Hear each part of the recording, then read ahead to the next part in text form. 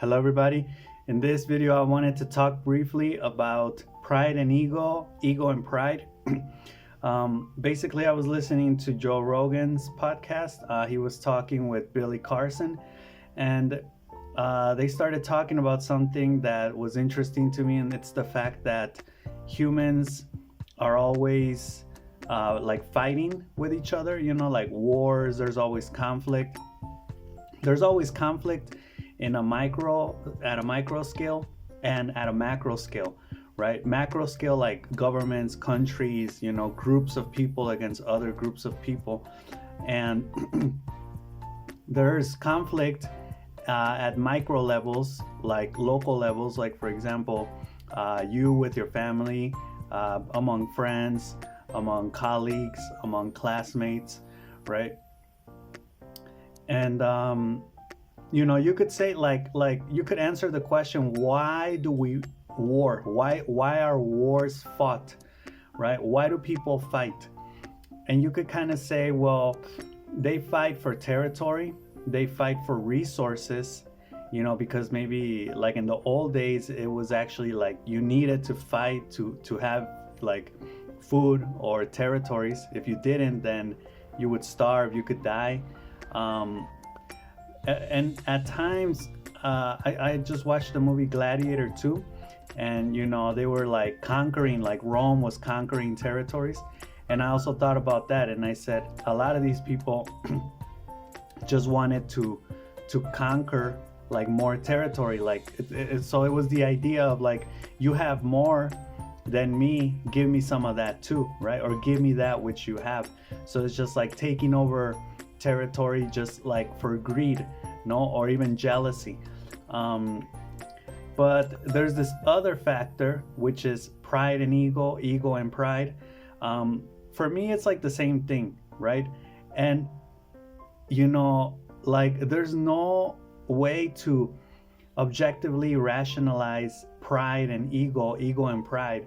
Like you could take the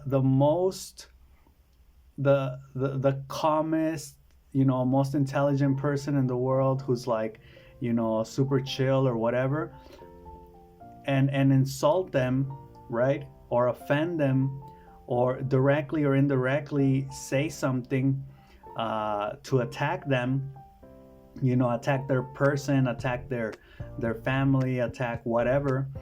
And it's like they're beast again, right? They're animals. Their ego, their pride, their dignity all get trumped, and people can lose their mind over that. So there's a point where Joe Rogan and Billy Carson are talking about the cycle of revenge, or I don't know if I saw that somewhere else. This idea between justice and revenge. No, I think that was with Trump and Dr. Phil. Yeah, that was with Trump and Dr. Phil. But basically they're talking about how, things have been done to Trump, and Trump has done things, and it's like a cycle of violence, of this back and forth.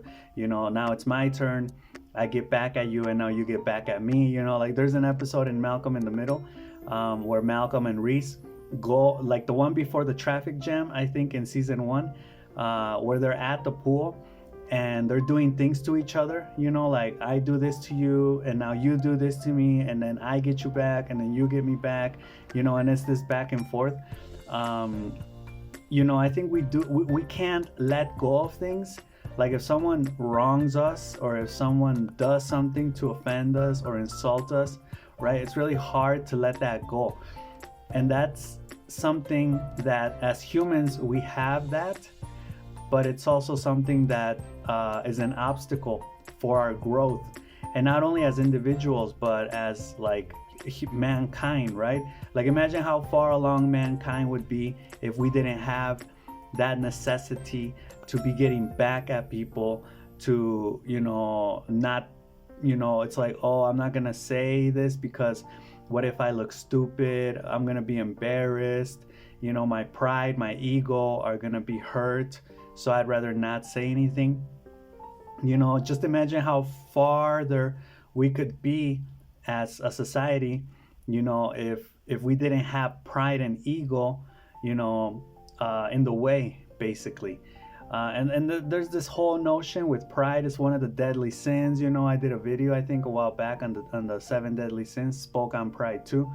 Um, yeah, and for me, it's like very unnecessary, right? A lot of people like take that into consideration, like their dignity, and a lot of times they'll even put their dignity, their pride, and their ego before other things, right? So it's kind of like, I'm efficient, I'm a good doctor, architect, lawyer, whatever, but I'm not going to work for you until you give me the respect I demand, right? Because otherwise my ego, my pride gets hurt, right? And ego, I know, has to do with like the I, like me, right? My person, and it's a mask. But I'm not talking about ego in that sense, like as your persona. I'm talking about ego like pride, like this balloon that's like inflated, and you think that you're better than other people, or you think at least your self-worth should be acknowledged. I'm talking about that type of ego, that type of pride, right? What are the uses of pride? What could pride or ego be used for? Is there any utility to this besides, like basically stopping us from moving forward? I don't think there's any real use that pride has. I mean, you can think about pride maybe, or an ego, like when someone gives you a compliment, right? Or when you do a good job and you feel proud of the work you did, right? When you finish a project, a big project or a big task, right? Or when you get over a problem, and maybe someone congratulates you, or you congratulate yourself, hey, why not? And you say, hey, I'm proud of this, I feel really good doing this. And I think that's a good feeling, right? But you see the reward, and then you see like the detrimental elements that pride and ego have, right? Like wars, this need for revenge to get back at people, right? You did this to me, now I do that to you. This pittiness, this I understand we're not machines, but lately I've been thinking about pride and ego, and I just say, like, this really holds us back. As individuals, it holds us back, and as society, as mankind, as humanity, I think it also holds us back big time. So what are ways that you could work through pride and ego? I don't know.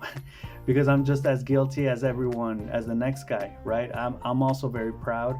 I also have a big ass ego, right? I also expect to be treated a certain way, and when I'm not, I get offended, right? So it's like our nature, right? And Joe Rogan and Billy Carson were talking about how they think, just like everybody else, that there will never be a time, at least they were saying with our genes, they don't think there's going to be a time when there aren't any wars, when there aren't any conflicts, because of this ego thing, because of this pride thing, right? You could say a lot of wars start for genuine reasons, right? A lot of things start, a lot of conflicts start for genuine things, right? Like genuine problems, like, hey, I need to sleep at night, and neighbor, you're playing loud music at night. Like, genuinely, that's a problem, because now I'm not performing as well at my job, etc., right? Territorially, like, with nations, like, I don't know, it could be that a certain area of a country has certain resources that this other area needs, and they're like, hey, we need these resources, etc., right? But pride and ego are like fuel that will only feed the problem further, right? So if there's a small problem, right, that could be solved by talking, or by coming to terms on something, agreeing on something, right? Compromising, reaching a consensus, agreeing on something, negotiating something, that's really hard to do. Because people's egos and pride get in the way. First of all, what the hell who the hell are you to tell me, you know, what I can or can't do in my house, right? Or who are you to come into my country and tell me what I can or can't do, or what I should or shouldn't do with my resources, right? Ego.